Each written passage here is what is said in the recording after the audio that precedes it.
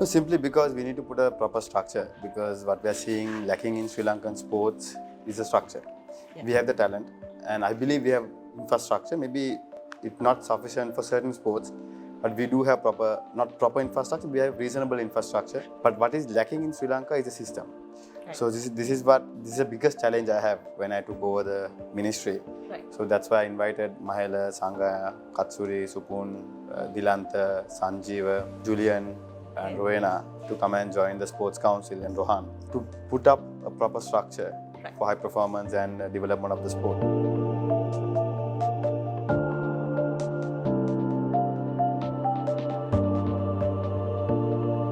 Yeah, see, I must also take this opportunity to thank them, because it's a volunteer job coming into the sports council. And all these people are very busy, they have their own respective field. Like, for example, you see Mahela was in the IPL all this time, and Sangha has his own thing, and all the others are top corporates in the country. But they all manage to spend time, weekly basis, in revamping the sporting structure in Sri Lanka, and also working on the Sports Act, and at the same time on the next year budget. So basically what we have done is we have given the mandate to the council through the minister to restructure the sporting system in the country, and also look at the budget, and also do a 5 to 10 to 15-year plan on high performance. So we have also appointed the National Selecting Committee. So the National Selecting Committee will have the responsibility of selecting the national selectors, and also coaching, and also put up a criteria for national selections. So now at the moment there is no proper criteria. So each sport have their own criteria, and sometimes it depends on the selectors or the association that has been elected. So what we are looking at now is to have a proper structural selecting process. So in that way, no athlete will be left out, and there'll be proper transparency when it comes to selecting the national pool. And also that selecting procedure has to go through the sports council. So they will have the mandate to look into it and see the transparency, and to see whether the proper selections has been done. Then send it to the ministry. So all this time what happened was the association select their own selectors. The minister just put the signature on it, and then they select their own team, whoever they want, and then again the minister put the signature on it. So there is no proper following up or a mechanism to do national selection. So I believe personally, we should have a proper national selection criteria for all sports. And certain sports are individual sports and team sports. So certain sports like athletics, if you have IAAF qualification, even if you have world ranking in tennis, badminton, and other individual sports, I believe they should be allowed to participate on the national squad. And even when it comes to team sports, we should have certain tournaments compulsory for all athletes, all team players to play for those particular tournament to get qualified for national pools. Like for example, in rugby, there one time you select the 7th squad out of the 15th pool. So you can't look at a 15th tournament and select your national 7th squad. Right. So it won't work. So these are the things that we have been working for last couple of months. It has been almost 3 months now. So these are the things that we have been working for last 3 months, and hopefully by in a couple of weeks time we should be able to work on the Sport Act and start getting public opinion on it. So I believe it's not my act, it's not the minister's act, it is the sporting act. So entire sporting fraternity should have the right and responsibility of contributing to it.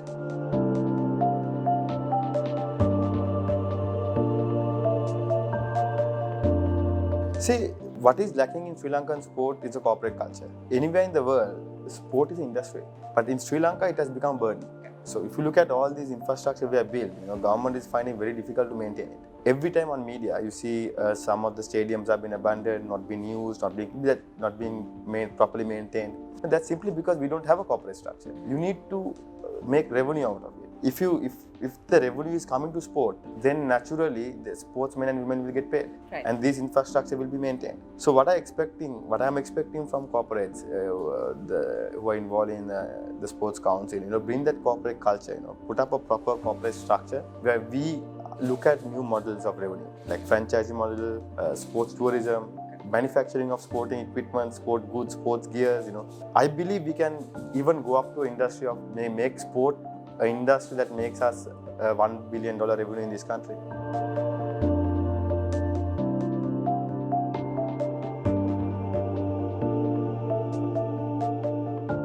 All those projects were started during President Rajapaksa's government in 2013. Okay. But unfortunately, last government didn't continue with those. They abandoned it. Right. And I remember previous sports minister went to Kilinoch and opened the ground. commissioned it, but it was never utilized. So these projects were started during President Rajapaksa's government. And last government didn't start a single project. They only announced the International Cricket Stadium in North. They announced a stadium in Polonnaruwa. But that was the exact government who criticized the Surya Stadium and Dambula Stadium. So we need to rethink about how are we going to spend our money on infrastructure. But definitely we have a bigger infrastructure plan. We are looking at developing sports schools, and we are looking at putting up synthetic tracks in 10 sports schools of 130 meters. And we are looking at Kurunagala, Colombo or Torrington, Kurunagala and Dorayappa Stadium to be done on as a synthetic track. And Kirimandala Mawata, we are looking at putting up a high performance center for field events like throwing and jumping events. So these things we have already budgeted for next budget. So we are working on the procurement now. So probably by January or February we should be able to commence work on these projects that I mentioned now. And at the same time, definitely we will finish the projects that were halted during last government.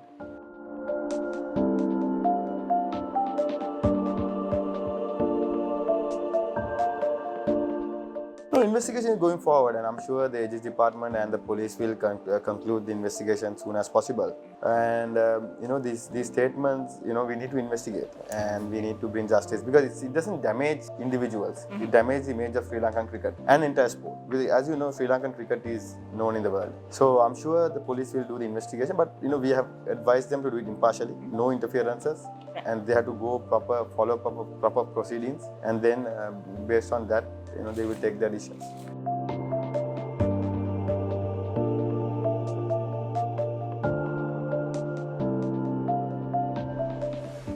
End of the day, it's all about how you structure your sport. So if you have a proper sport act covering all sectors and anti-corruption, then you don't have to worry about it. Right. But if you have loopholes in your system, then people will play out the system. You can't blame entrepreneur who's playing our system. So if we have kept loopholes for them to play us, then it's us to be blamed, right? Yeah. So I think we need to bring the proper sporting act with the sports law that covers all these areas, and that will allow the sport people to be, and the associations to be more transparent. You cannot target individuals and their businesses and bring acts or laws to a country. Yeah. We saw what happened with 19th Amendment, targeting individual, if you know what I'm talking about. Yeah. So all these things are brought up to targeting one individual person. So that will not help sport. So the corruption has to be out of sport. The match fixing, corruption, anti-corruption laws has to be implemented 200% properly. But it cannot be addressed looking at one individual person.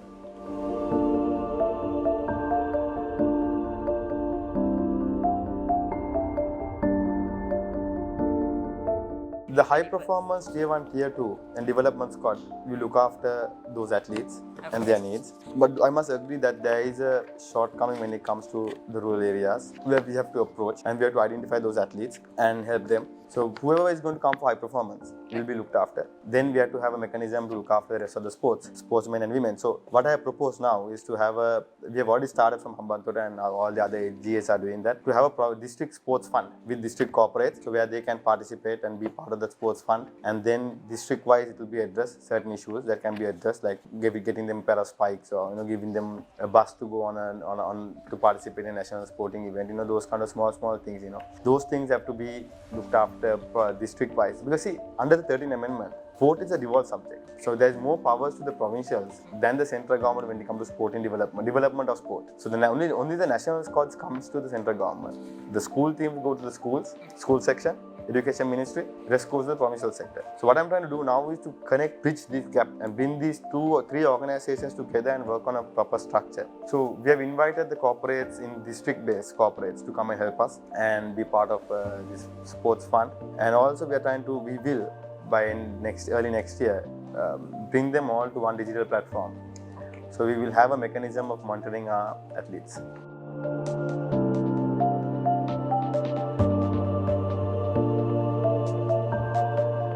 See, I must say, Sugatha Das has become a huge burden. So Treasury has to pump 1.16 million monthly to pay salaries at Sugatha Das Stadium, including Nuvareli and Bogambara. So 160 lakhs per month. So we have to spend money. So now we have to think of restructuring Sugadasa. So we have a couple of options we are looking at. One is to get Football Federation involved with the football stadium because they are the number one booking. They give them they are the biggest revenue maker for Sugadasa when it comes to the football grounds. So you might it's part of the government. Football Federation is part of Sri Lanka, so you might as well share the property with them. And Cricket Board is part of Kettarama Stadium, so you might as well get them full time involved rather than we try to take the burden to ourselves. We have to restructure the athletics track and the ground where where I'm looking at talking to the Football Federation to get them involved in developing the Sugadasa Stadium and make it their home ground. And swimming pool and indoor complex we have to look at on a different marketing module. So I think indoor complex of course is a very good revenue making module and we have ample space around it. So we are looking at a public-private partnership. Even Bogambara we will do a synthetic track for 8 lanes and Nuwara we are looking at a public-private partnership.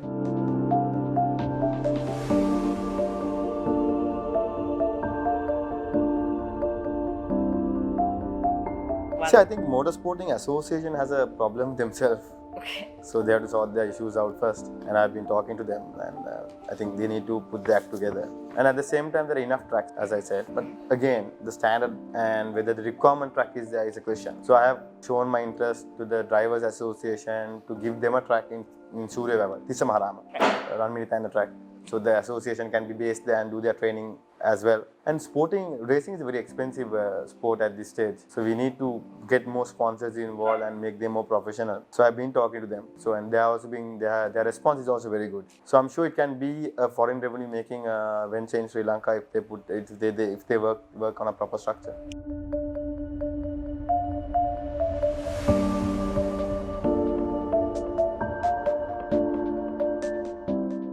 Too popular, I must say. The association has to decide that, and I will help any association who will think out of the box.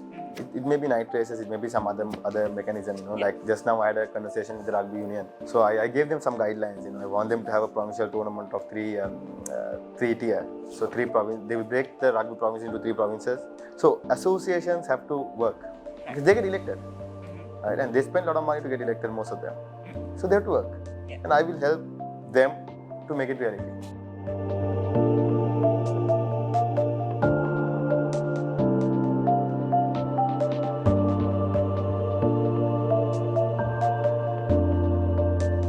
See, I thought IPL might pull a scene for him, put him in trouble for getting involved with too much with the sports council work. But I must say his commitment. Every Monday, 6 o'clock, they have a conference meeting. And Mahil has been there every single day, whether he has a match or not. So I must appreciate that. And his contribution is tremendous. I mean, he's a very, very structural person. He likes to work on a very proper, structured manner, which I really like. And which I believe Sri Lanka sports need. So I think his contribution has been tremendous. And I'm sure Mahil and the team can take this to the next level.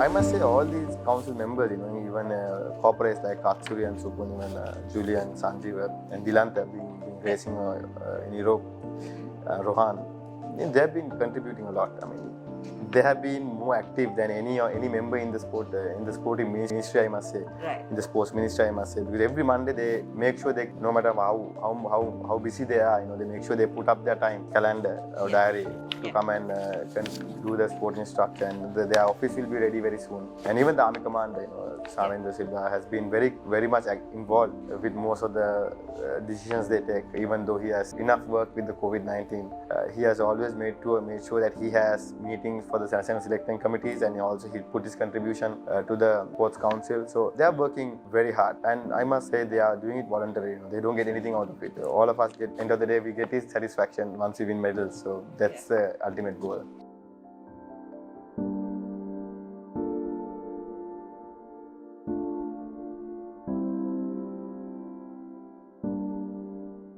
See, LPL of course works on a bubble, and world has proven that it works. IPL is a good example. The England tour of Pakistan is a good example, and all over the world they play cricket now. So I mean, it's tested in the worldwide. So it's not going to be a big issue for us. Rugby, yes, New Zealand, Australia plays even now as we speak today. Right. So the world has proven that you can move on with life. You can move forward with life. So it's about time for Sri Lankans also to move with the new normal. Yeah. Lifestyle and get used to it rather than staying inside the house, hiding and trying to say, don't do this, don't do that, because the person who advised us, WHO head, has also got COVID. So he advised us what to do and what not to do. So that is life. You have to face it, but you can't hide. You need to fight. So I think only way to do that, think out of the box.